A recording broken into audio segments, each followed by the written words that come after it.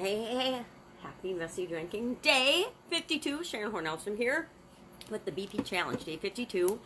And today we are on the brainstorming options. BO means brainstorm options segment of this topic that we're doing. I'm doing supplements, so I need to brainstorm all the possible options of how I can add supplements to my life. And I had the opportunity to go to the emergency room with my son today and read an article about supplements and supplementation, which was very, very interesting.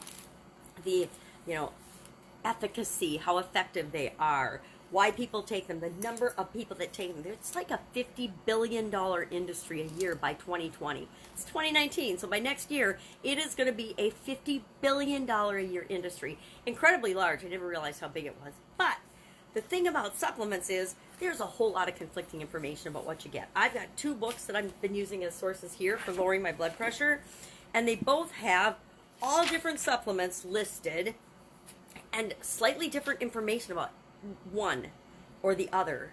Sodium in one, sodium in the other. They have different limits or different impact that they believe that it has on your blood pressure. So I'm going to have to go online tonight, do a little more research, and I'm going to narrow down and decide what am I going to try? What am I going to supplement over the next 5 or 10 days? And then, of course, I'll probably pick one to continue throughout the rest of the challenge. But what are the top 3 that I'm going to pick to test on myself?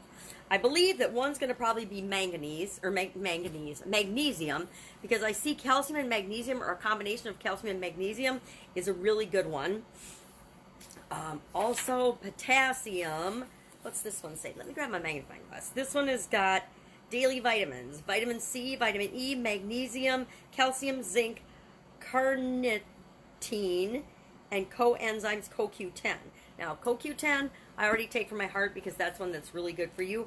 And this one talks about vitamin D helping prevent high blood pressure, the building blocks of healthy blood pressure, CoQ10 again, and DHA, potassium, calcium, and magnesium, vitamin C, vitamin D. Again, so I'm going to read this information. I'm going to pick the top 3 that I'm going to test on myself. Then I'm going to come up with the plan. What am I going to do to test them?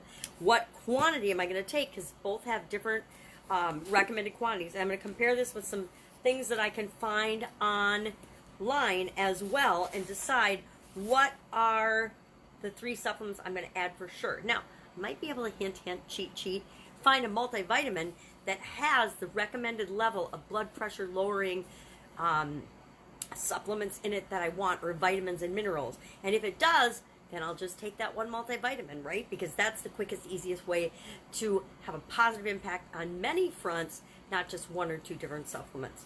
But in my studying, I have found several things that talk about calcium, magnesium, vitamin D, and vitamin D can mean sunshine. It doesn't have to be milk, because I'm not a milk drinker. But calcium's good too, so that is milk. So we're going to have to do a little more research. But our challenge today is to decide what brainstorm options to implement this segment for your challenge. Mine is supplements that lower my blood pressure. So I'm studying, I'm looking at, I'm doing some research, and I'm narrowing it down to, I'm going to pick 3 supplements that I'm going to make sure that I include in my diet, probably from now on, because I want my blood pressure to be low forever. But I'm going to pick them, and I'm going to test them, and I'm going to try them out on myself and see how they affect me. Like, some might make me sick to my stomach, so that might not work for me. Some might actually make my blood pressure go up, so that might not work for me. Because remember, we're each different. Some things will have a positive effect on one person and a negative effect on the other. So the only way I can figure out what's right for me is by testing it out on myself, and then noting and paying attention to the results I get. Remember, a result can be positive or negative. It's just a result. But a result, either way, positive or negative, is good because I have an answer. I know if it's for me or if it's not for me.